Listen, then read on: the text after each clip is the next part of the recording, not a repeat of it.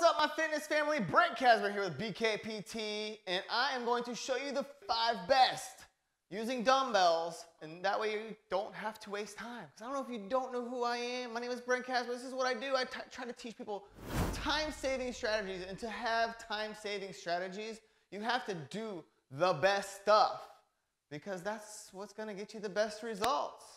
All right, so if you haven't subscribe, mash that notification bell where you're notified as all the newest content comes out. Show me some love, and if you want to, comment down below what your favorite exercise is with dumbbells if I don't go over it. Because I want to see what you like too. That way I can say, you know what, I missed that, and that was a great one. So, anyways, we're going to go ahead and get started. We're going to start off with a dumbbell bench press. So why the dumbbell bench press? No, it's not number one, the most highest, best, but it is one of the top 5. And tomato, where it's at is no difference. But the reason it is because there's a compound joint movement, which means multiple joints are working. You're getting the most bang for your buck. We're hitting the majority of your chest by doing the flat bench, because you hit not only the upper, the major, and underneath also, that way you get the majority of the chest muscle, opposed to if you're lagging and you want to just hit the incline presses. Incline presses are great. Also, chest dips are great as well, or decline press, but dumbbell bench is where we're at, all right? So big thing with the dumbbell bench press is make sure you get a good position when you're picking the dumbbells up, setting them on your thighs. I want you to lay back into position, bringing them to your shoulders, and we're going to press them up and together. All right, with your dumbbell press, you don't want your elbows flared out to the side, straight aligned with your shoulders. You want them tucked up under, about a 45-degree angle, coming down as deep as you can. Don't hurt yourself. If your body really doesn't want to go that deep, then don't, because you don't want to hurt yourself. But at the same time, if you can, and you have no ailments, you want to definitely get that good range of motion, because it's not only are you getting the positive contraction, but you're also getting that stretch along the way. So it's also stretching those muscles out, so that way you're not so super tight. And anytime you get a good, strong, long stretch on it, it's elongating that muscle also, so that way when the contraction's there, the muscle looks nice and full also. So dumbbell bench, number 1 on the list that I'm giving it to you.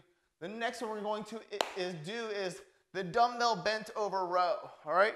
So if you're a beginner just getting started, I would prefer you to do the single arm dumbbell row, so that way you're giving yourself, your back, that support needed to get a good motion, but at the same time not putting yourself at danger by just doing a bent arm or bent over row by itself.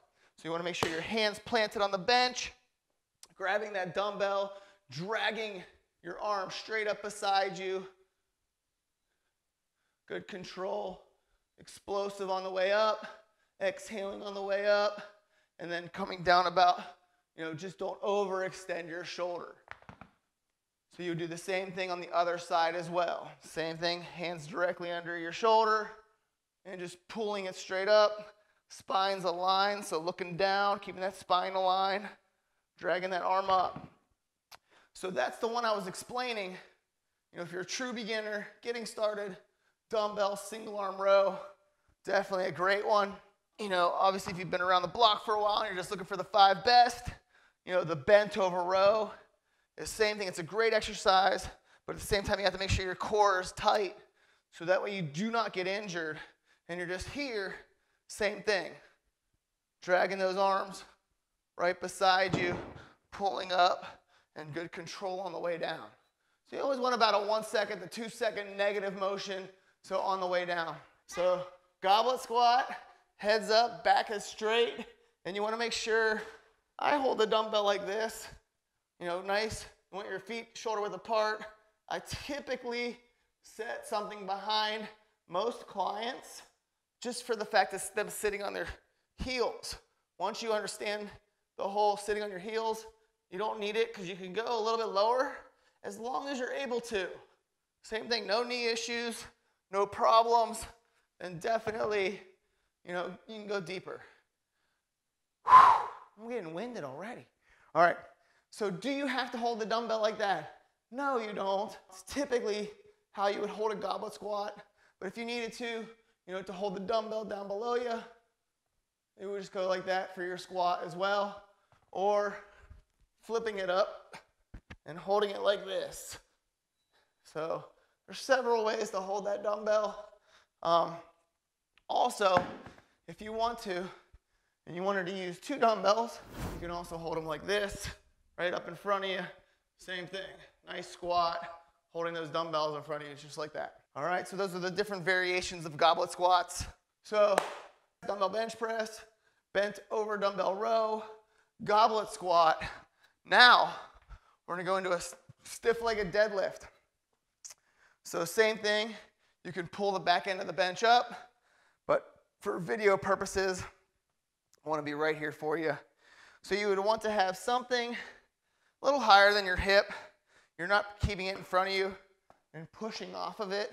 It's just here for balance. Do you have to have something? No. But you wanna make sure you keep that hand nice and tight to your shin. So you don't want the dumbbell way out there. So keeping it tight to your shin and straight up driving through your hip. Making sure you feel that stretch on the hamstring that is on the ground. So right now, I got my right foot on the ground. Therefore, I'm feeling most of this in my, I shouldn't say most of it, all of it, in my right hamstring. So if you get too jerky and you go too fast, you can get a really good high hamstring pull, strain. So definitely be careful.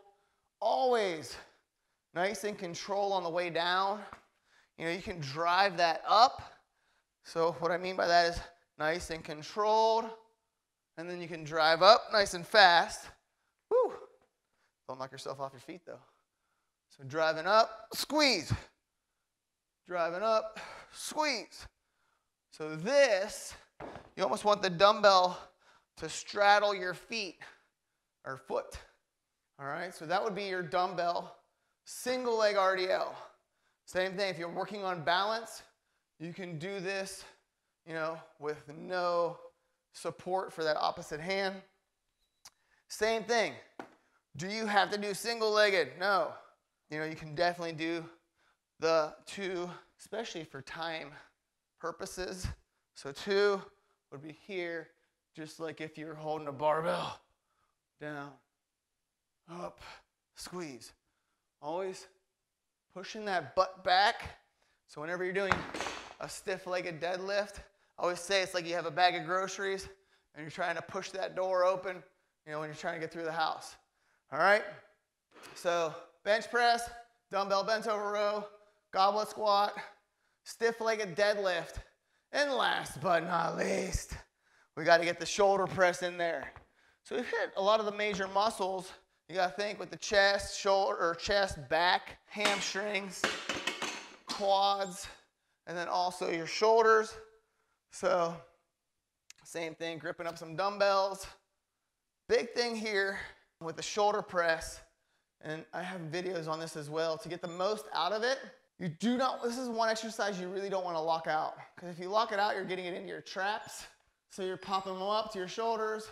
So right here, and you're coming up, and it's about 85–90% of the way up, and then right back down. And you can feel this, so go ahead and try it on your own, and then go ahead and do one where you lock it out, and you can feel that pressure transfer right into your traps. So popping that straight up, bop, really getting those front deltoids. Woo! All right, so there are the 5 best beginner at home strength training exercises using dumbbells. My name is Brent Casper. This is BKPT. Like I said, subscribe, mash that notification bell, way notifies all the new stuff comes out. And like I said, pop in the comments right there if you have a favorite dumbbell exercise that you love. That way I can see it, check it out, and I'm excited to see what you guys have to say. And don't forget, give me some love, show me some likes. All right, see you in the next episode.